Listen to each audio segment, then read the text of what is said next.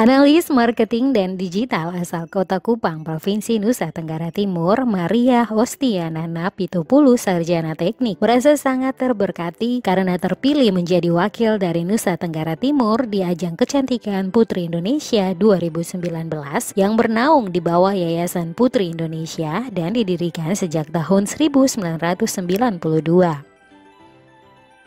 Ia berterima kasih kepada Yayasan Putri Indonesia yang telah memberinya kesempatan mewakili Bumi Flores, Sumba Timur, dan Alor Flobamora di ajang kecantikan yang diketuai oleh Muriati Sudibyo tersebut, dan berjanji akan memberikan yang terbaik dari dirinya dan menjadi kebanggaan bagi seluruh masyarakat Nusa Tenggara Timur. Saya sangat terberkati. Terima kasih untuk keluarga, sahabat, dan semua orang yang mendorong saya setiap waktu. Tulis Maria di akun Instagram miliknya, seperti dikutip Lele Moko. Menurut gadis 23 tahun itu, Nusa Tenggara Timur adalah tempat yang sangat luar biasa di bumi. Tempat di mana dirinya mengawali perjalanan hidupnya dan tanpa ragu dirinya bangga dilahirkan sebagai nona dari Timor. Ia juga memohon dukungan dari seluruh masyarakat Nusa Tenggara Timur agar amanah tersebut dapat dimanfaatkan dirinya dengan sebaik-baiknya. Mohon dukungan selalu agar Maria dapat menjalankan amanah ini dengan baik dan bisa mengharumkan tanah kelahiran Maria, Nusa Tenggara Timur. Mohon Maria. Terlihat dari unggahannya, Maria sangat serius mempromosikan tenun ikat asal Nusa Tenggara Timur. Di antaranya tenun Sika Maumere yang identik dengan motif tumbuh-tumbuhan dan hewan, serta merupakan tenun ikat pertama yang menerima sertifikat geografis dengan keaslian dan keunikan yang terlihat dari kondisi geografisnya. Tenun Ngagekeo yang mewakili kabupaten di Pulau Flores, di mana Ngagekeo mempunyai beberapa daya tarik wisata yang belum terkenal, yang mana masih asli dan alami seperti Pulau Pasirita dan kampung adat Tutubada. Tenun Sabu yang mempunyai material yang berat dengan daya tarik pada karakter, motif yang geometris, dan tenun ini hanya tersedia di Sabu. Selain itu, Maria juga menceritakan pengalamannya saat mengunjungi dan berdiskusi dengan para siswa di Sekolah Menengah Atas Negeri 1 dan SMAK 1 Laboya, Sumba Barat tentang membangkitkan rasa percaya diri dan bagaimana mempunyai mimpi yang besar. Para siswa dari sekolah tersebut menggunakan bahasa Inggris sebagai bahasa pengantar di sekolah dan mendapat pembekalan lebih untuk pariwisata dan keramat tamahan sesuai dengan besarnya potensi pariwisata di Nusa Tenggara Timur, khususnya di Sumba. Dari apa yang saya lihat, tidak hanya potensi alam tetapi juga manusianya. Persistensi mereka luar biasa dan buat saya dapat mematahkan stigma selama ini. Hanya saja kesempatan yang mereka punya masih terbatas, papar Maria.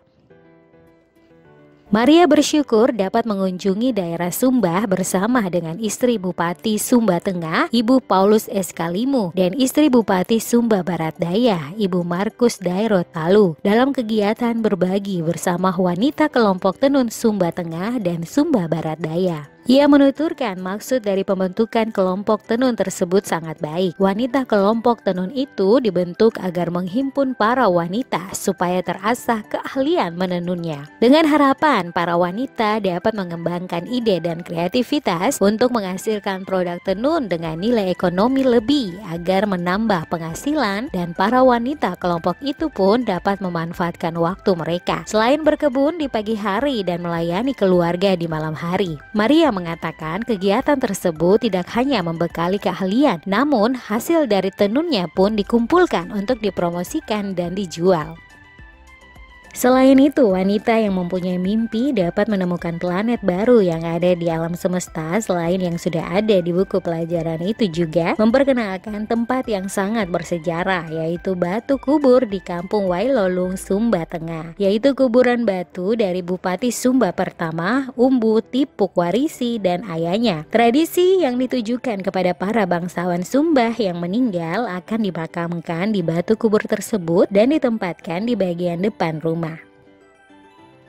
Gadis yang tidak bisa duduk diam tanpa memegang benda atau melakukan kegiatan ringan saat situasi santai ini membagikan kenangan masa kecilnya. Ia menceritakan jika dulu dirinya benar-benar gemuk dan besar. Bahkan Maria kecil sering mematahkan sandaran lengan kursi di kelasnya karena tidak kuat menampu berat badannya. Baju yang tadinya sebuah dress terusan pun kemudian hanya menjadi atasan saja, hingga banyak julukan yang Maria dapatkan, mulai dari ikan lohan karena dahi yang besar sampai Undertaker, yaitu salah satu pegulat di arena gulat hiburan dari Amerika, WWE. Tidak berhenti sampai di situ saja, banyak lagi pengalaman kurang mengenakan yang membuatnya sampai di titik di mana Maria mempertanyakan nilai dirinya dan hidup memenuhi ekspektasi orang lain, hingga dirinya sampai didiagnosa mengalami mental distress dan memerlukan bantuan terapi.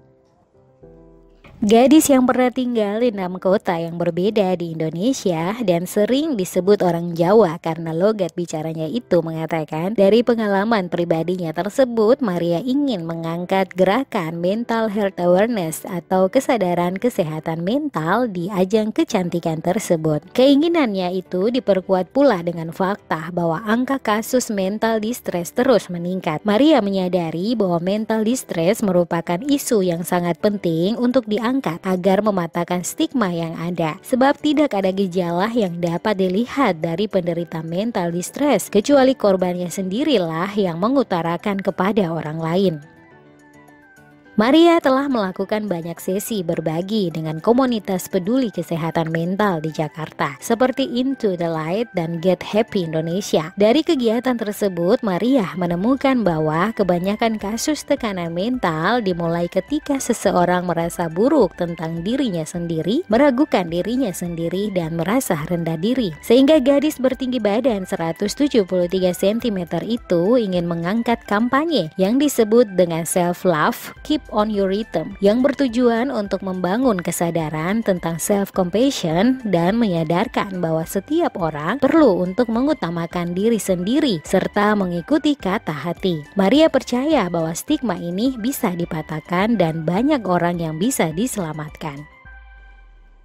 Maria Ostiana Napitupulu berdarah Nusa Tenggara Timur dari ibu dan Batak dari sang ayah. Dirinya memilih mewakili Nusa Tenggara Timur di ajang kecantikan nomor 1 di Indonesia itu karena dirinya dilahirkan di kota Kevamenanu, Kabupaten Timur Tengah Utara. Ia pun mengaku pada malam bakat dirinya akan memainkan alat musik tradisional khas Nusa Tenggara Timur yaitu sasando, dan dalam kesehariannya di ajang itu dirinya akan menggunakan pakaian dari tenun ikat kebanggaan Nusa Tenggara Timur.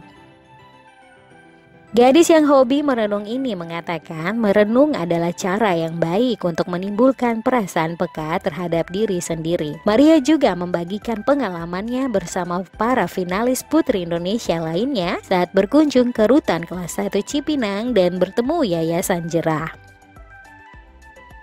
Ia mengungkapkan dari kunjungan itu telah memberi perspektif baru tentang kehidupan di rutan. Saat itu dirinya tidak bisa melihat detail, tetapi Maria melihat sisi lain yang penting untuk banyak orang ketahui bahwa para napi tersebut mampu untuk berkarya, menghasilkan produk yang dapat menjadi bagian dari penggerak ekonomi kreatif di Indonesia. Salah satunya melalui lukisan, tas, jaket, musik, kopi, dan banyak produk lainnya. Kita semua manusia, kita mungkin gagal karena keadaan, tetapi akan ada banyak ruang untuk berubah. Selama kita bertekun untuk memperbaiki diri, tetap mengucap syukur atas keadaanmu sekarang dan tetap berjuanglah untuk apa yang kamu inginkan esok hari. Tulis Maria di unggahannya tersebut.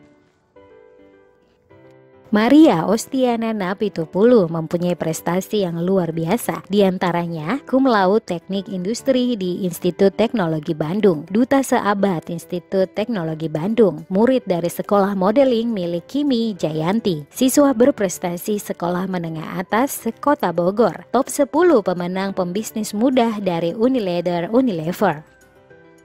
Maria juga pernah meraih posisi ketiga dari kontes menulis karangan dalam bahasa Perancis, menjadi model dari Jakarta Fashion Week, guru sukarela di Bandung, anggota dari Perkumpulan Pelajar Indonesia, serta tergabung dalam agensi Model Fin. Putri Indonesia 2019 adalah kontes pemilihan Putri Indonesia yang ke-23 yang akan diselenggarakan pada tanggal 8 Maret 2019 di Plenary Hall Jakarta Convention Center, Jakarta Pusat. Putri Indonesia tahun ini mengusung tema Colorful West Nusa Tenggara. Serangkaian dari kegiatan karantina Putri Indonesia dilaksanakan di Pulau Lombok dan Sumbawa, Nusa Tenggara Barat. Melalui akun Instagram resminya, Putri Indonesia telah menyampaikan ke-39 finalis Putri Indonesia 2019 yang akan memperebutkan gelar Putri Indonesia 2019 yang dibagi menjadi 6 wilayah kepulauan, yaitu Kepulauan Sumatera, Jawa, Bali dan Nusa Tenggara, Kalimantan, Sulawesi dan Indonesia Timur.